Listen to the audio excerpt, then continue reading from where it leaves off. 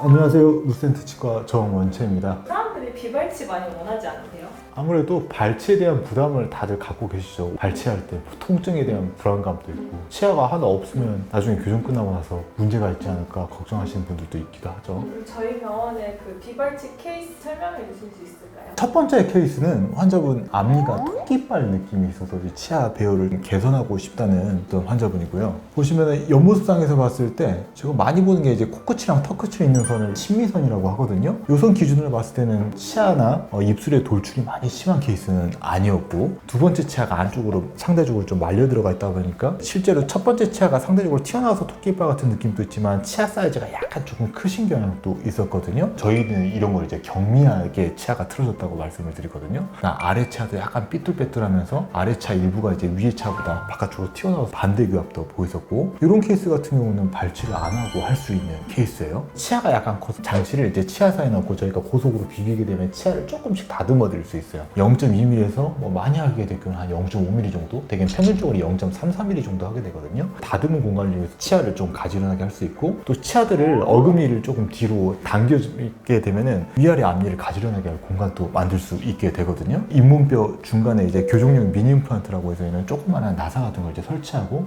여기에 공주를 넣어서 어금니를 이제 뒤로 밀어서 치아를 가지런하게 할 공간을 만들었습니다. 위아래 앞니가 이제 많이 삐뚤빼뚤했던 거, 첫 번째 치아가 상대적으로 튀어나와서 토끼발 같은 느낌이었던 거 안쪽으로 넣어서 이제 마무리를 해드렸고, 코끝이랑 턱끝이 제 심미선보다 입술이 닿아있거나 살짝 들어간 정도가 이상적이라고 하는데 그 입술 위치 유지하면서 비발치로 해결해드렸던 케이스고요. 1년 한 7개월 정도 걸렸네요. 교정장치가 붙어있는 상태에서 이제 철사를 뺐다 넣었다 하잖아요. 철사를 빼고 치아 사이에다가 사포를 넣고 비비고 또 철사 끼우고. 두 번째 케이스 같은 경우는요, 교정을 한번 하셨었다고 하더라고요. 근데 유지 관리가 잘 안 돼서 그런지 치아가 좀 많이 틀어졌던 케이스들, 비대칭도 조금 있는 편이었고, 옆모습 엑스레이 상에서 보면 코끝이랑 턱끝에 있는 요 심미선 기준으로 입술 돌출이 많이 심하신 편은 아니었어요. 약간의 돌출감을 또 환자분은 호소하셨거든요. 게다가 환자분 좀 코도 조금 옥독하신 편이고 턱끝도 조금 입체적으로 잘 발달된 타입이어서 이런 케이스에서는 당연히 가능하면 이제 비발치를 하는 게 환자분 이제 외모를 개선하는데 혹은 이런 돌출감 요 정도를 딱 유지하는데 좋은 케이스거든요. 원래는 위턱뼈가 큰 U자형 그러면서 치아를 다 품고 있어야 되는데 이 환자분 같은 경우는 마른 목걸이라고 해야 될까?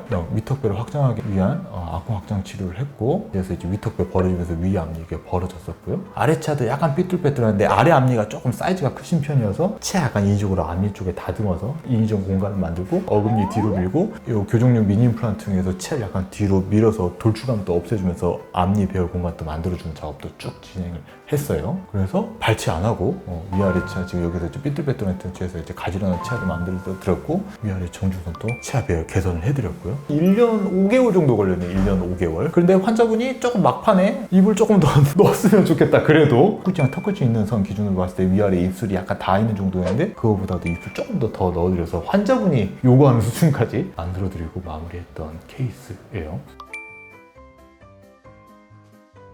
발치 교정 같은 경우는 치아를 가지런하게 함과 동시에 또 발치했던 공간을 닫아서 돌출감도 없애는 작업을 해야 되다 보니까 조금 한 몇 달 정도, 수개월 정도 더 소요된다고 하는데 막상 해보면은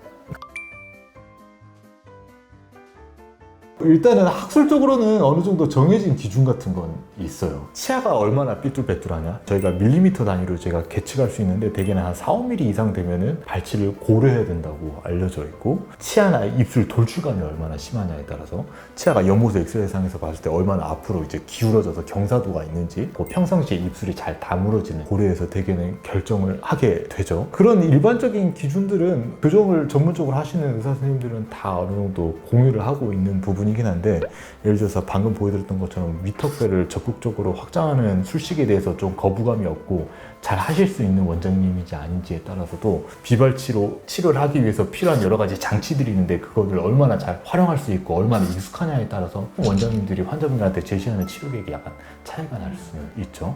이거는 약간 치료 철학의 문제인데 저도 그렇지만은 저희가 객관적으로 봤을 때는 돌출감이 있는데 환자분이 돌출감 개선을 원치 않는 경우도 있어요. 돌출감이 딱 정확하게 정답이 있는 되는 건 아니에요? 그런 분들 같은 경우는 당연히 최대한 가능하면 비발치로 진행하는 게 환자분한테 좀 더 적절한 옵션이 되겠죠. 교정하시는 원장님들이 생각하는 기준이 있지만 거기에 플러스 알파로 저는 이제 환자분의 니즈 포함해서 교정 치료를 하는 게 제 철학이라고 생각하시면 되겠어요.